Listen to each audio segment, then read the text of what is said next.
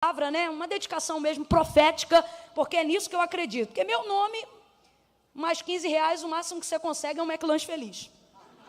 Mas uma palavra não, uma palavra tem poder e vai além, né? Então é isso, ok? Evangelho de Jesus, segundo escreveu João, capítulo de número 19, foi a palavra que o Senhor trouxe ao meu coração como palavra de Deus para essa noite. Evangelho de Jesus, segundo escreveu João, capítulo de número 19. Glória a Deus.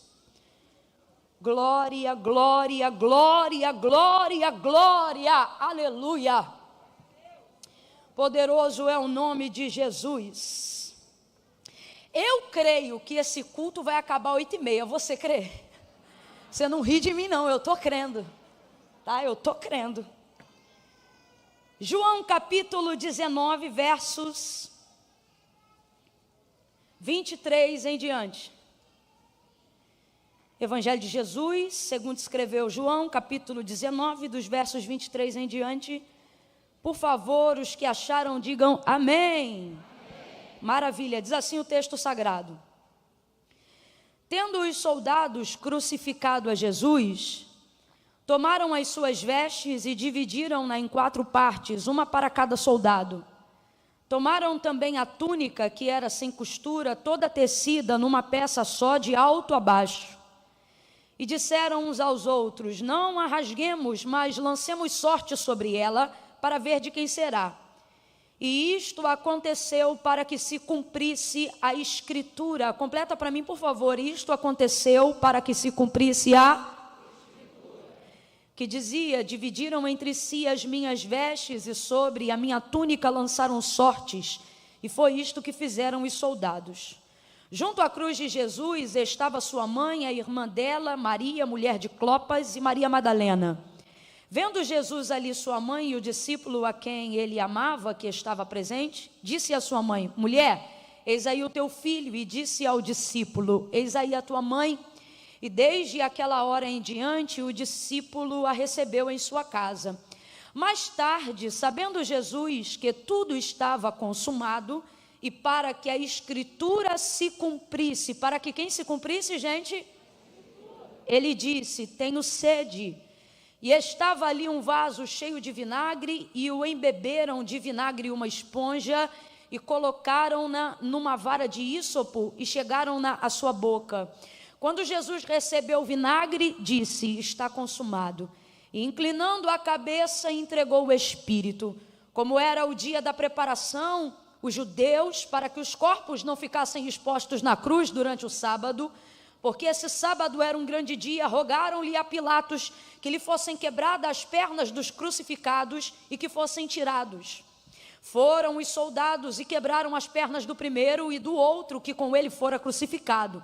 Mas chegando-se a Jesus e vendo-o já morto, não lhe quebraram as pernas. Contudo, um dos soldados lhe transpassou o lado com uma lança, e imediatamente saiu sangue e água. Aquele que viu isto testificou que o seu testemunho é verdadeiro, e ele sabe que é verdade o que diz, para que vocês também creiam. Estas coisas aconteceram para que se cumprisse o que a igreja?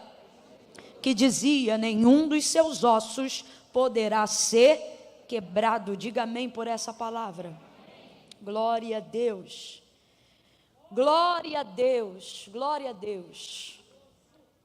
O autor da carta aos Hebreus, ele afirma que tudo que existe, tudo que há, não foi feito por prova aparente do que se vê, mas céus e terra, tudo que existe, tudo que há, foi criado pelo poder da sua palavra.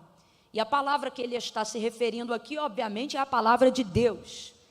Então, isso já nos faz entender o quão poderosa é a palavra de Deus.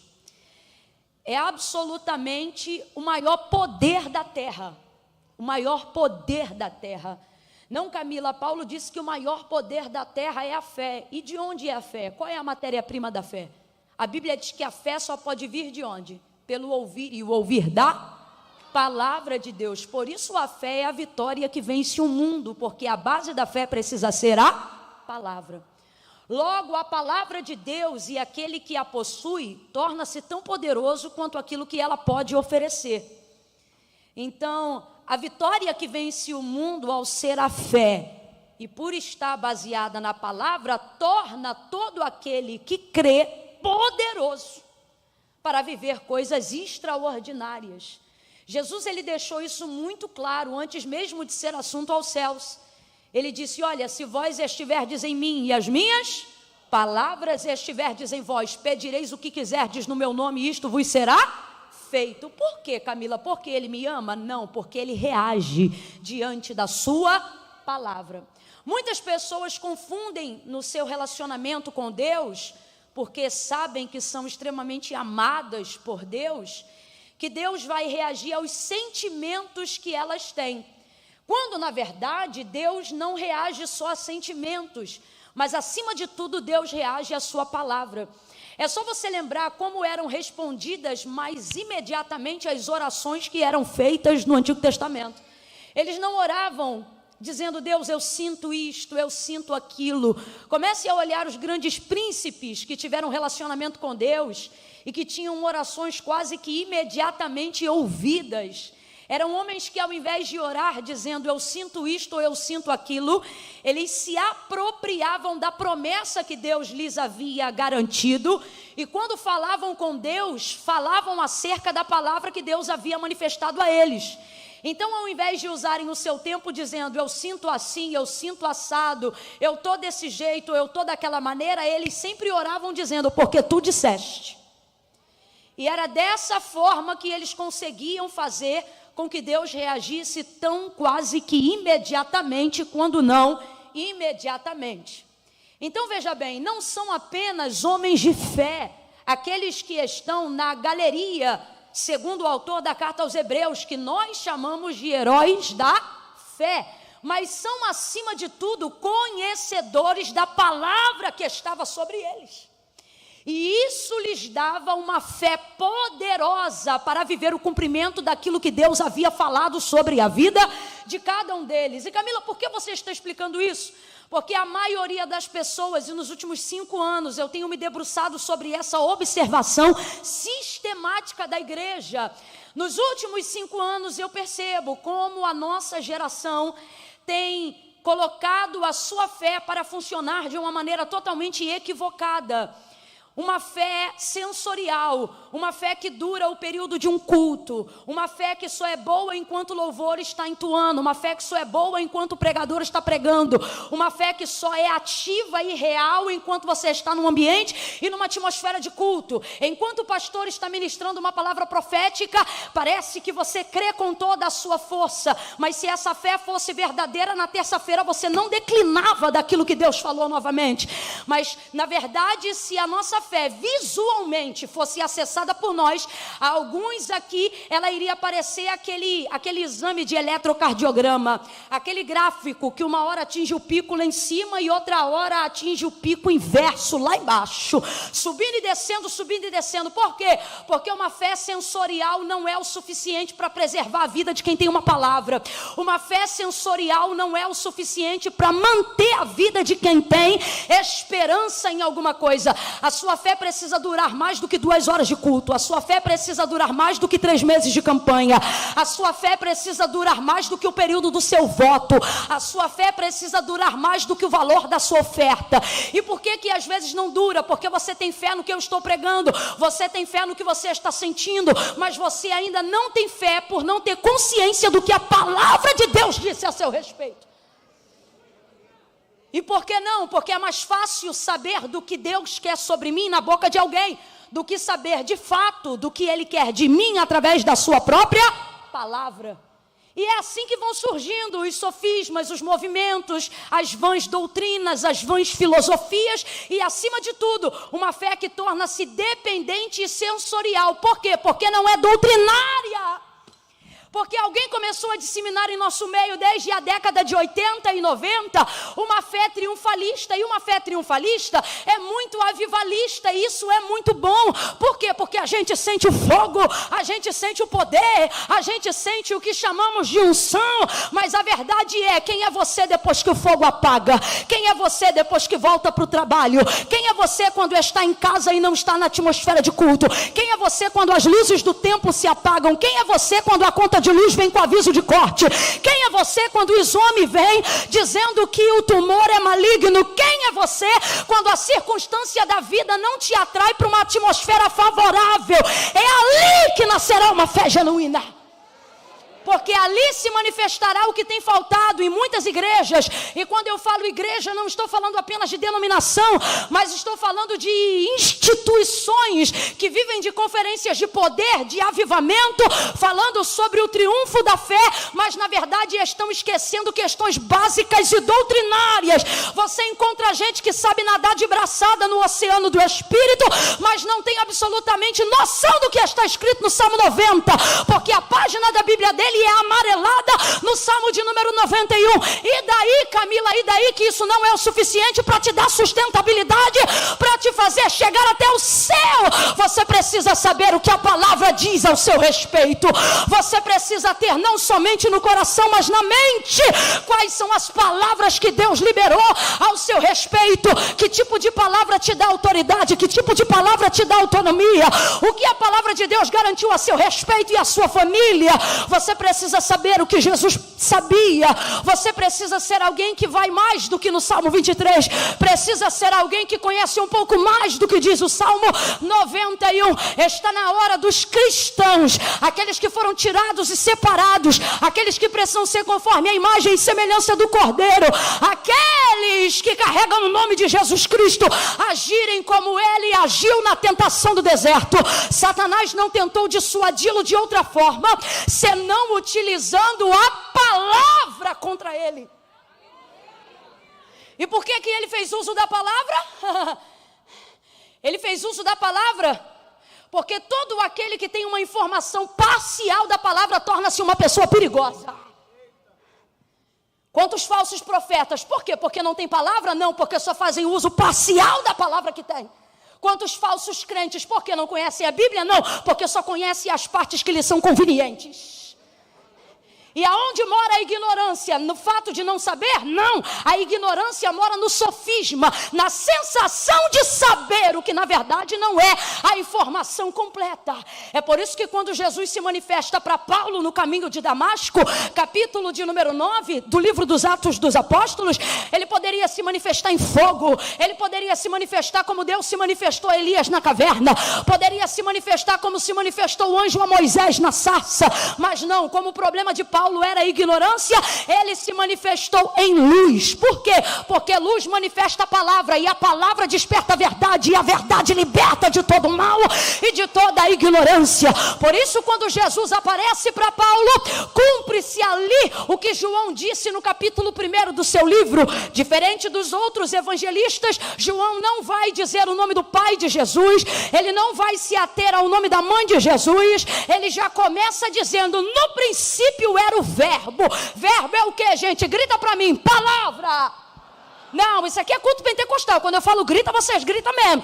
Ah, Camila, mas é que eu não sou muito pentecostal. Então da próxima vez procure um lugar onde tem um domingo menos pentecostal, porque esse aqui é pentecostal até o tutano.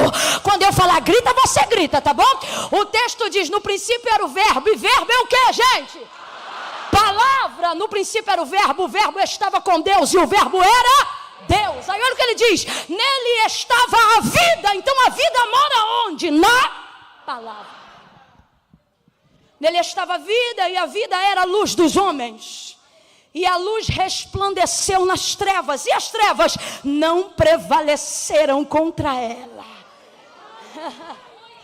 Como eu sempre digo, as maiores trevas não são as obras e rituais satânicos que se manifestam do lado de fora. As maiores trevas são aquelas que habitam na mente do ser humano, tornando ele vulnerável a qualquer tipo de informação, visto que não sabe nada. Tornando ele uma esponja que absorve qualquer conceito, visto que sua mente mora no limbo do desconhecido. Trevas. Mas olha o que o texto diz. No princípio era o verbo estava com Deus, o verbo era Deus. Camila, como é que eu conheço Deus? Eu conheço Deus assim que eu passo a conhecer a sua palavra. Agora, Humanamente falando, como é que esse mecanismo, a despeito do nosso conhecimento teológico, funciona na prática, no dia a dia.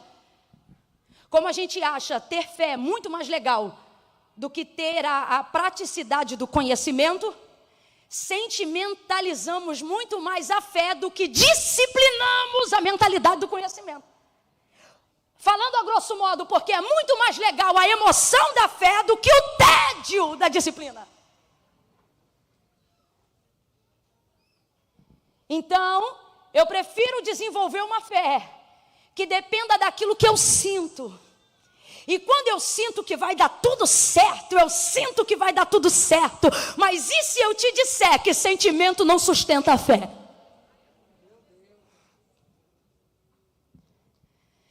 E com isso eu tenho procurado, com a ajuda de Deus, esclarecer a mentalidade de algumas pessoas que estão prontas, ou que desejam viver milagres, mas ainda não estão prontas. E por que não estão prontas? Porque elas utilizaram o raciocínio de pensamento da seguinte forma: tal coisa que eu gostaria que acontecesse não aconteceu porque eu não tenho fé o suficiente. Quando na verdade vontade de crer não te falta. O problema é que você não sabe necessariamente no que crer. Por quê? Porque não conhece a palavra que está sobre a sua vida. Então, na verdade, a não realização de tantos milagres e de tantas coisas das quais eu sei que Deus pode e quer fazer por mim, não está acontecendo porque eu não tenho fé.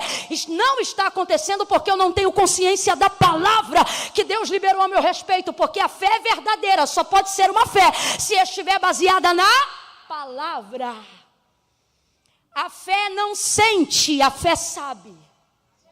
E isso não é legal de dizer. Por quê? Porque estamos sendo diariamente quase que estimulados a viver uma fé que sente. Mas sabe qual é o problema da fé que sente? É que quando você está aqui, você sente. Mas quando o dia mal bate na tua porta, o único sentimento que te toma é medo. E se não houver algo ali que preserve o que você sabe, a sua fé vai fugir tão rápido. A fé que você diz ter vai vazar tão rápido quanto água que se escoa pelo ralo. E no final, sabe a quem você vai atribuir culpa? A falta do poder de Deus e não a falta do seu conhecimento da palavra. Por quê? Porque sem perceber, você não se deu conta como é muito mais fácil ser guiado por aquilo que eu sinto do que ao invés de ser guiado por aquilo que eu sei. Aquilo que eu sei fala do que Deus disse, e o que Deus disse não tem variação. Aquilo que eu sei é guiado pelo que Deus afirma, e o que Deus afirma não muda. Aquilo que eu sei é guiado pelo que Deus decreta, e os decretos de Deus são imutáveis. Aquilo que eu sei é guiado pela palavra, e Ele garante acerca dela: céus e terra passarão. Sabe o que é isso? Circunstâncias e circunstâncias serão variáveis, mas a minha palavra nunca há de passar. Olhe para alguém aí agora e diga: você não precisa de mais fé. Está fraco? Diga: você não precisa de mais fé. Diga: você precisa. Diga: você precisa de mais palavra, mais Bíblia. E aí a fé vai produzir naturalmente a convicção que você precisa para acreditar na palavra. A coisa é muito séria, gente. Vamos receber essa palavra despertadora nessa noite. É uma noite de instrução. Bata a mão no seu peito e diga: a fé é verdadeira. Não sente? Bota a mão na cabeça e diga: a fé é verdadeira. Sabe. Na ordem aí do seu corpo, quem vem primeiro de cima para baixo? A cabeça ou o coração? A cabeça ou o coração? Quando Paulo vai utilizar a tipologia do corpo de Cristo para falar sobre a membresia da igreja, ele vai dizer: olha, vocês são membros, mas Cristo é o cabeça. Olha o que ele está dizendo: todo o comando do corpo virá por intermédio daquilo que o cabeça orientar. Vamos lá, levanta a tua mão direita, rapidão. Abaixa ela, levanta a esquerda. Agora consegue levantar as duas? Consegue levantar as mãos e bater os pés no chão? Maravilha, pode parar. Você só conseguiu fazer isso não porque tem mão. Você só conseguiu fazer isso não porque não tem, porque tem pé. Você só conseguiu fazer isso porque tem? Bora, meu povo, porque tem? Você conhece gente que a cabeça não está boa e o coração está sendo bombeado no hospital agora. Significa o quê? Que está vivo, mas sem cabeça. Consegue fazer algum movimento? Não, assim é a vossa fé. O Senhor está dizendo, se for guiado pelo que você sente, movimentos que você sabe não vão acontecer. Coisas que você deve fazer, você não vai fazer. Lugares que você deve entrar, não vai entrar. Quando você tiver que orar, não vai orar. Por quê? Porque você foi habituado a orar quando sente, a perdoar quando sente, a liberar amor quando sente. Agora, se tu fores guiado pelo que sabe, vai disciplinar todo o corpo a obedecer aquilo que a palavra de Deus manda. E aí eu repito, se vós estiverdes em mim e as minhas palavras estiverdes em vós, pedireis o que quiserdes.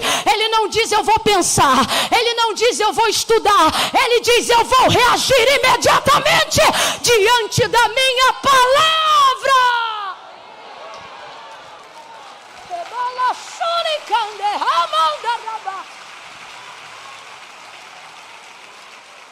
O que você sabe? Não, nessa noite, com todo respeito, eu não vou cair na vitimização do seu sentimento. Você sente uma coisa, eu também sinto outra. Mas se nos reuníssemos hoje aqui, sem termos os psicólogos exatos para cuidarem da mente de cada um, coisa que não demanda só ciência, mas demanda tempo, esta reunião não se tornaria aquilo que de fato é. Porque não estamos aqui reunidos apenas para falar do que sentimos, mas estamos aqui pela fé que nós temos naquilo que sabemos. Enquanto Jó falava do que sentia, pior ele ficava. Até porque não está falando nem com psicanalista, nem com psicoterapeuta, nem com psicólogo. Ele está tão somente colocando para fora os sentimentos que colocam sua alma em estado de putrefação do lado de dentro. Afinal, quem passou o que esse homem passou? Só que enquanto ele fala do que sente, ele continua sentindo. Ele continua ficando mal. Ele não tem poder de organizar aquilo que ele sente. E ele só fala do que sente. E enquanto ele fala do que sente, você vai percebendo ele murmurar. E alguém diz, Camila, Jó nunca murmurou contra Deus. Contra Deus não, mas a quantidade de besteira que falou de si mesmo. Ele chegou a dizer, quisera que minha mãe tivesse me abortado antes do meu nascimento. Quisera que eu não tivesse nome, quisera que eu tivesse sido um aborto. Quisera que meus olhos nunca tivessem visto a luz do dia. Indignado, sentindo-se mal, procurando justificar a razão de sua dor. É complicado quando Deus gracioso se mostra como soberano e não te diz por que te prova. E nesse vendaval de informações, enquanto ele fala do que sente, vai indo de mal a pior. Mas então aparece a composição de uma das narrativas de Jó, no auge da sua dor. Eu disse no auge da sua... Vamos embora, igreja, no auge da sua... Ele para por um instante de falar o que sente e então pronuncia a única coisa que se lembra do que sabe. E aí, ao invés de dizer eu sinto deprimido, ao invés de dizer eu sinto que eu deveria ter morrido, ao invés de dizer eu sinto que não poderia estar passando por isso, ele abre a boca, para de falar do que sente e então ele diz, agora eu sei. Eu sei. O fato de saber não muda o fato de sentir, mas o fato de saber me dá um norte a despeito de estar perdido na minha dor. Ele diz, eu sei que o meu Redentor vive e que por certo, por fim, ele se levantará sobre a terra. Dali para frente o diálogo de Deus e Jó começa a mudar. Por quê? Porque Deus não é cativo dos meus sentimentos, mas é fiel à palavra dele em mim. Aí Deus começa a se relacionar com Jó e permite ele fazer aproximadamente 70 perguntas. Coisas que antes ele sentia, mas Deus não se pronunciava. Coisas que antes já existiam, mas Deus não aparecia. Mas quando ao invés de usar todo o tempo que tem, dizendo o que sente, passou a pronunciar o que sabe, a despeito do que sente, Deus vem.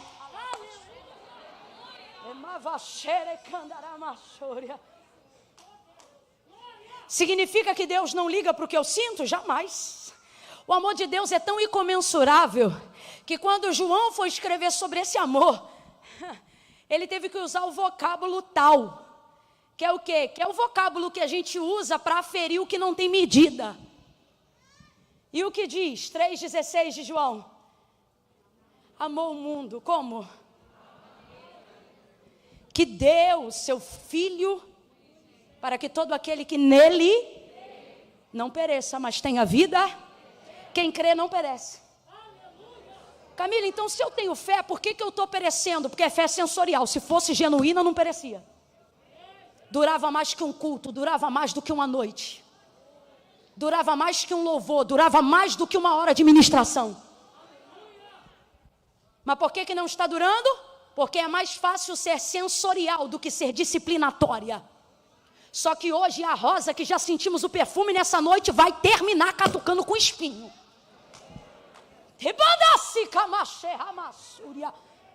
Que é para a gente entender que isso não é porque Deus quer nos machucar, jamais. Mas é para que nós entendamos que aquilo que nós sabemos é sempre maior do que aquilo que sentimos. E de tanto ter consciência do saber o que precisa ser conhecido, uma hora a motivação dos meus sentimentos são corrigidos. Por quê? Porque eles estarão baseados naquilo que eu sei e não somente naquilo que eu. Vá guiar a sua vida só pelo que você sente, vai ver onde você vai parar. Quem guiou a vida só pelo que sentia, está vendo o sol nascer quadrado. Está tomando meia hora de banho de sol no pátio. Por quê? Porque não conseguiram viver em sociedade. Porque quem só faz o que sente vai receber processo. Quem só faz o que sente vai apanhar na rua. Quem só faz o que sente vai dar na cara dos outros mesmo sendo crente. Quem só faz o que sente vai fazer barraco. Quem só faz o que sente vai dar tiro sem nunca ter matado ninguém. Porque os sentimentos confundem seus pensamentos, sentimentos confundem a sua vida. Por isso eu carrego comigo uma filosofia de vida. Eu sempre digo, filtre seus sentimentos e emoções com oração. Porque nem tudo é como você sente. Quem aqui hoje se dá bem com alguém que um dia já achou que era terrível? Menina, eu achava fulano o ó hoje é teu amigo. E o outro que você acha, menina, fulano bota a mão no fogo por mim, não aguentou nem o espeto e vazou antes. Sentimentos. Ouça isso, Gênesis capítulo de número 1. Nós não vamos ver manifestação de fé para ver criação de mundo. Gênesis capítulo de número 1, sabe o que nós vamos ver? Manifestação de palavra. Presta atenção que isso é sério para depois não dizer que eu preguei heresia. Escuta até o final. No princípio a terra era sem forma e vazia. No princípio a terra era como? Significa que não havia nada. Completa aí, meu povo. Significa que não havia? Não havia. Olha o que o texto diz. Mas o Espírito de Deus se movia sobre a face das águas ou sobre a face do abismo que estava em trevas. Não é o Espírito de Satanás. O texto é claro. O Espírito que se move é o Espírito de... Ele está se movendo, mas não está fazendo... Está indo de um lado para o outro, mas não está fazendo? Está passeando o que futuramente chamaremos de terra, mas não está produzindo? O Espírito é de Deus, mas não gera semente. O Espírito é de Deus, mas não cria luz. O Espírito é de Deus, mas não planta uma árvore. O Espírito é de Deus, mas não cria o homem. O Espírito é de Deus, mas não faz sol, não faz lua, não reparte estrelas, não cria firmamento. Mas o Espírito que se move é o de quem?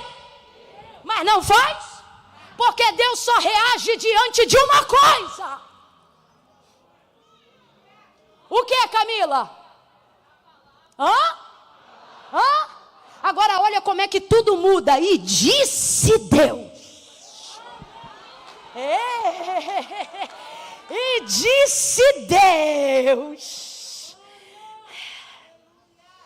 Haja luz. E o que aconteceu? Agora vamos aqui, ó. Vamos ser bem realistas, tá? Não vamos ter fé sensorial, não. Vamos ter fé no que a palavra diz. E disse Deus, haja luz e houve luz. Quando a luz veio, quem disse amém? Quando a luz veio, quem disse eu creio? Qual foi o anjo que desceu e disse, tá ligado, Jeová? Então responda com inteligência. Há manifestação de fé para que haja criação de mundo? É tanto medo, sabe o que é isso? É o raio do sentimento. Eu vou falar um negócio desse?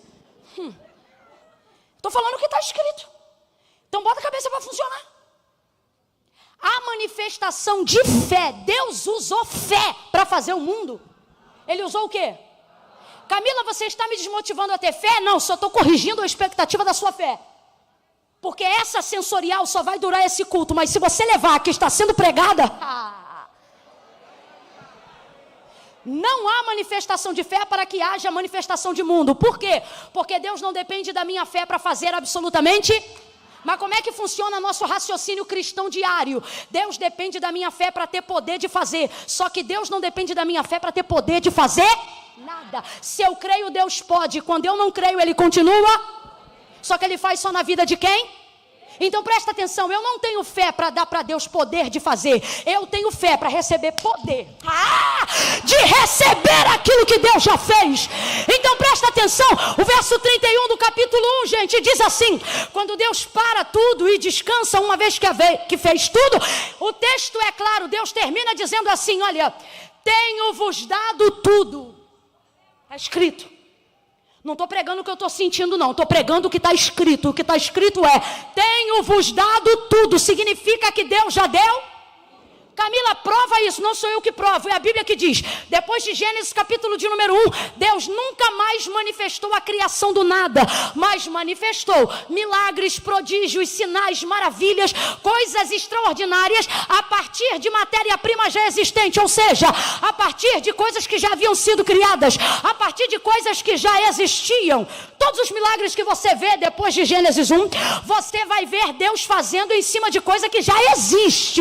Por exemplo, a própria criação do homem. Depois que Deus termina a parte da criação do mundo e da terra, Ele vai criar o homem. Quando Deus cria o homem, criou ele da onde? Do pó da? E essa terra havia? Não havia. Foi Deus que criou a? E aí depois Ele usa a terra que já havia sido criada para manifestar a criação do homem. Então presta atenção. Por isso Ele chega no verso 30 e 31 e termina a narrativa da criação dizendo: tenho-vos dado tudo. O que é que isso significa? Significa que existem coisas que obviamente é redundante, mas é para você entender. Elas já existem. E você não pode achar que elas não existem só porque elas ainda não estão diante dos seus. O Japão está na sua vista agora, mas ele existe sim ou não? Sim ou não? A casa que você mora, a cama ou o chão, não sei aonde você dorme. Você que riu está no colchonete. Eu sei o que é isso, muito tempo a gente dormiu assim. Mas escute isso, o lugar que você dorme, ele está diante de você agora? Mas ele existe sim ou não? Você afirma com certeza que ele existe porque já passou lá. A minha pergunta é: há em você conhecimento suficiente do que Deus já afirmou que existe? Mas só porque você ainda não viu, você continue crendo que isto exista? Porque e se eu te disser que o fato de você ainda não ter conhecido não significa que isso não exista? E se eu te disser que o fato de ainda não ter chegado na tua mão não significa que isso já não tenha sido criado? Eu vou falar bem rasgado e alguém vai entender. Se eu te disser que o marido que você acha que não existe, pelo qual você ora, ele já existe, tem nome, endereço, trabalho.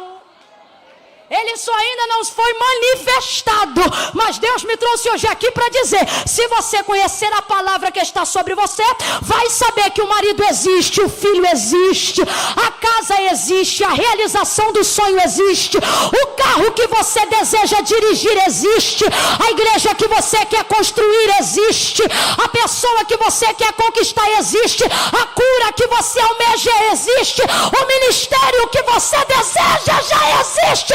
As pessoas que você vai curar já existe. Qual é o problema? E por que então eu não estou vendo? Porque você quer utilizar fé no cumprimento e não na espera. E fé no cumprimento não é fé, é constatação. Então preste atenção.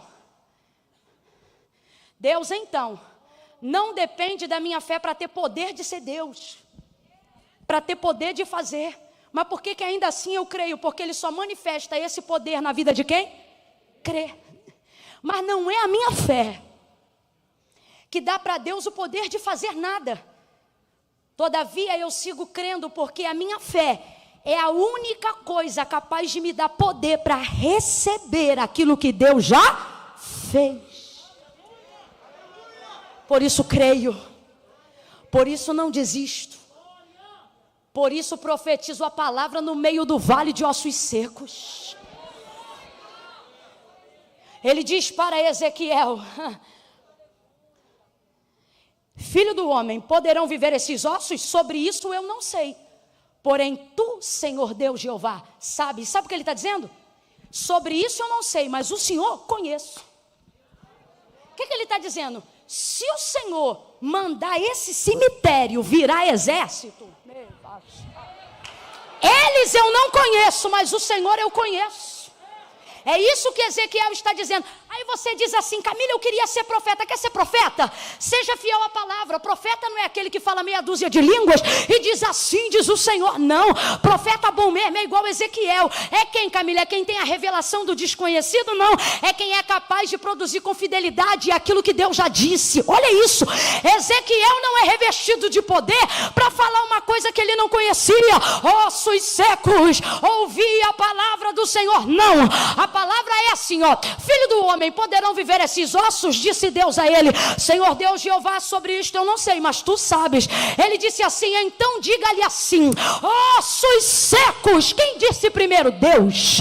Aí Ezequiel diz: ossos secos. Aí Deus diz assim: diga agora, vento dos quatro cantos. Ele disse: diga ao Espírito. Aí Ezequiel diz: vou dizer ao Espírito: vento dos quatro cantos. Aí Deus dizia: sopra sobre este vale. E Ezequiel revelava, não repetia.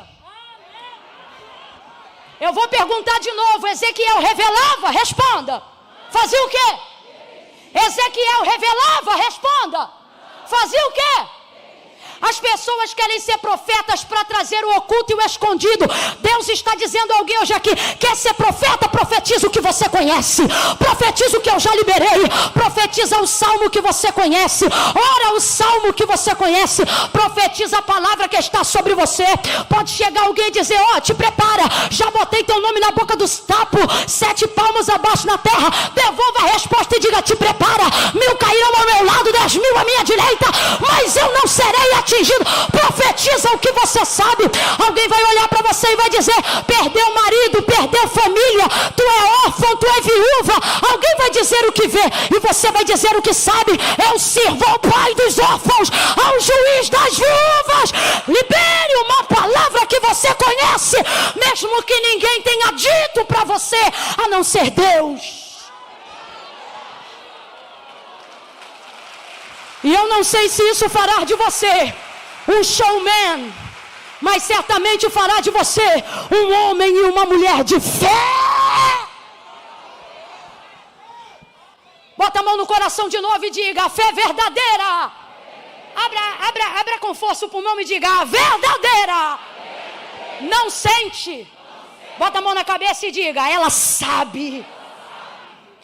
Como é que Jesus venceu a tentação que passou no deserto? Satanás também sabia da Bíblia, só que aí é que está. O que ele sabia da palavra manifestava-se de modo parcial na tentação do deserto. Agora, olha que legal, medita no texto, se não me engano, Lucas 4, né?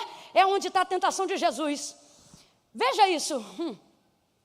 Ele diz assim: porque está escrito. Satanás falava assim com ele. Aí olha como ele respondia: mas também está escrito. Eu amo isso. Crente que só sabe está escrito, sabe, mas crente que ao ouvir o que o outro sabe, também sabe alguma coisa, é diferente. É diferente. Então veja, não era ali sobre o que ele sentia. O que ele sentia? Fome. O que ele sentia? Peso. O que ele sentia? Cansaço. Mas o que fez ele fazer a jornada não era o que ele sentia, era o que ele...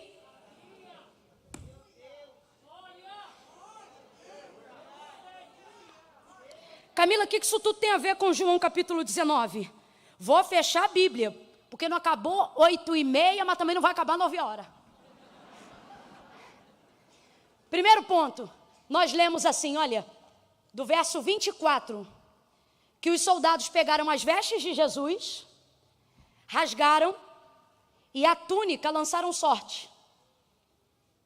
Aí João diz assim: eu sou João, eu vi isso e testifiquei. Sabe o que ele está dizendo? Acreditem no que eu estou dizendo, porque eu sou testemunha ocular do que eu estou falando para vocês. E a gente tem tendência a dar mais atenção a quem viu do que a quem somente ouviu, sim ou não? Né? É diferente quando alguém vai te contar um negócio e diz assim, menino, senta aqui que eu ouvi dizer. Aí você, tá. Mas quando a pessoa diz, senta aqui que ninguém me contou não, foi eu que vi. Fala. É diferente. É mais ou menos isso que João está dizendo. Ele diz, olha, o testemunho é verdadeiro. E eu vou provar para vocês. Aí no primeiro episódio, onde se manifesta na narrativa do capítulo 19, dizendo assim, parte rasgou e a túnica lançou sortes, ele diz, eu, João, vi, que quem fez isto com Jesus foram os soldados. Completa rapidão aí, quem fez isso com Jesus foram os? Segundo a narrativa de João, e ele está certo. Mas ao mesmo tempo ele se lembra do que disse Isaías. Aí ele diz, mas isto aconteceu para que se cumprisse agora, já que eu coloquei na sua mente o entendimento da palavra, vamos trocar escritura por palavra, e você já sabe o que significa o que Deus disse, ok? Aí João então disse, para que se cumprisse que era aquela que havia sido dita pela boca do profeta Isaías, que disse centenas de anos antes de acontecer, o que, Camila? Está lá o texto, 2 pontos, dividiram entre si as minhas vestes e sobre ela lançaram sortes. Aí ele está dizendo, quem fez isso foram os soldados, mas isso só aconteceu porque estava escrito na? Não, mas quem fez isso foram os soldados, mas isso só aconteceu porque estava escrito na? Mas quem fez isso? Os soldados ou a palavra?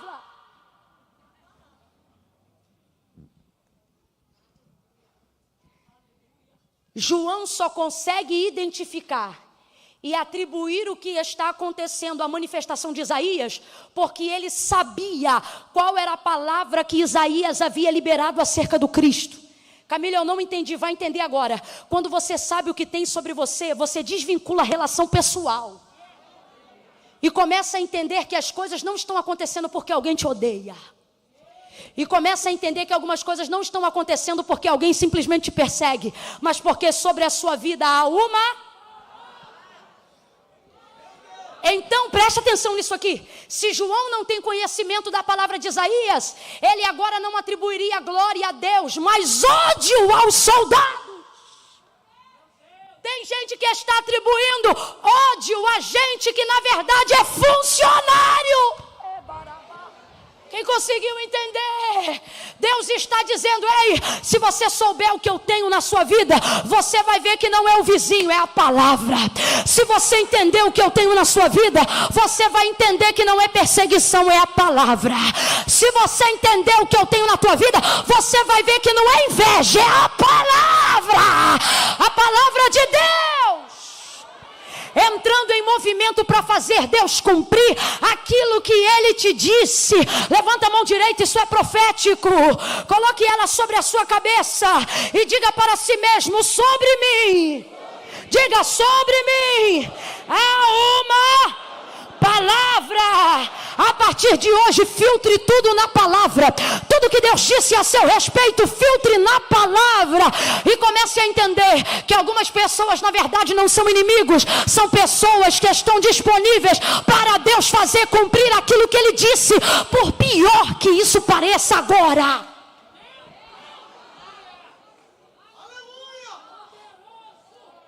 Deus me trouxe hoje aqui para dizer a alguns, não tenha raiva dos soldados. Me faz agora entender com mais clareza porque Jesus, no momento da crucificação, ao invés de dizer, Pai, mata, disse, perdoa-lhes. Porque eles não sabem, mas eu...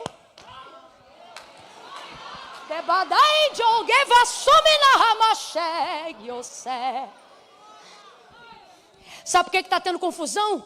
Porque as pessoas não sabem. Mas é porque elas não sabem? Não, é porque você deveria saber. Por isso que está tendo bate-boca. Por isso que você está com o dedinho nervoso no WhatsApp. Por isso que você está printando tela. Aí você diz, é porque eles não sabem. Só que não é problema eles não saberem. O problema é você não saber. Porque a palavra sobre eles eu não sei. A pergunta é, e sobre ti, você sabe?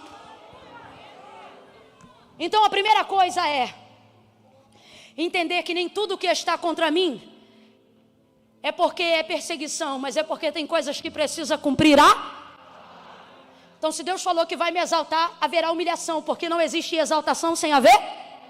Quem conhece a palavra sabe disso.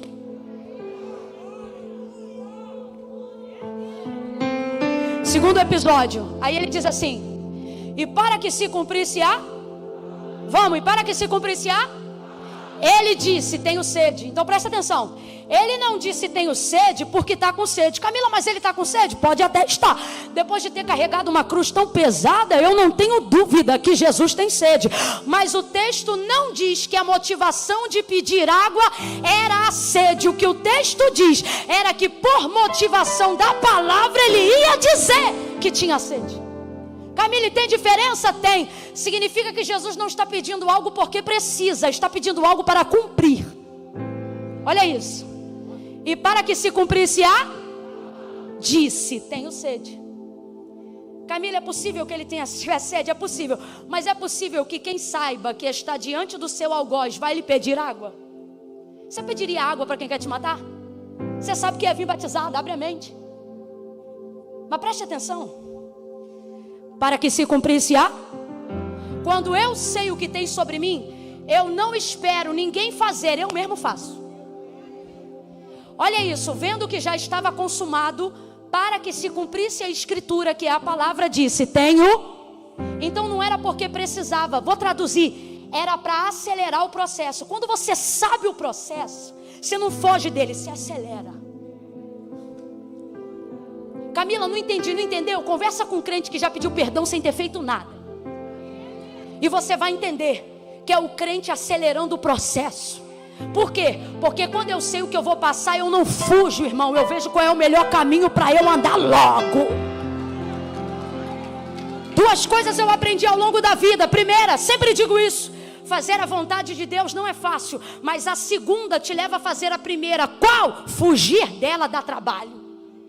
Então, Camila, então Deus está dizendo, se você sabe o que está sobre a sua vida, não fuja, acelera.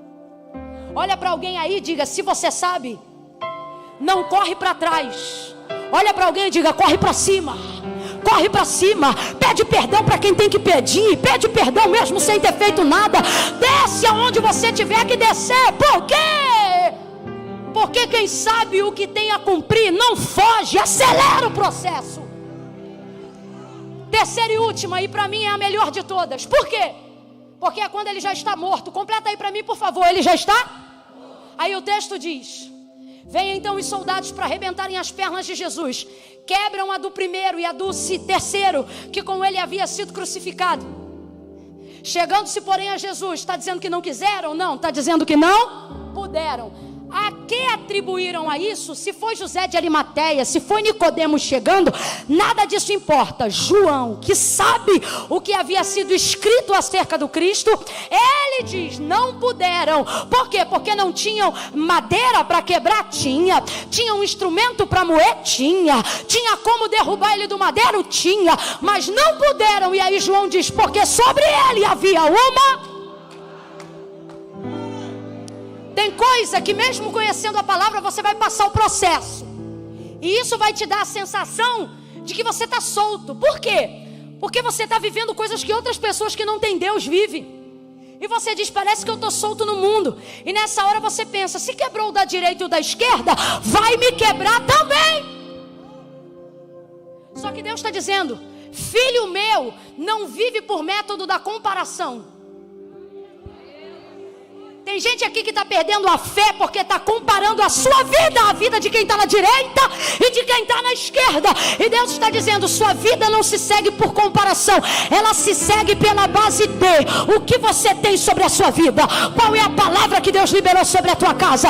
O que foi que Deus disse acerca da sua família? Ele está dizendo, porque se foi isso que eu disse, é isto que vai acontecer, caindo da direita ou morrendo da esquerda. Por quê? Porque eu não sou guiada por comparação. Eu sou guiada pela palavra da verdade. Há uma palavra. Aí João disse assim, vindo sobre ele não puderam lhe quebrar as pernas. Por quê?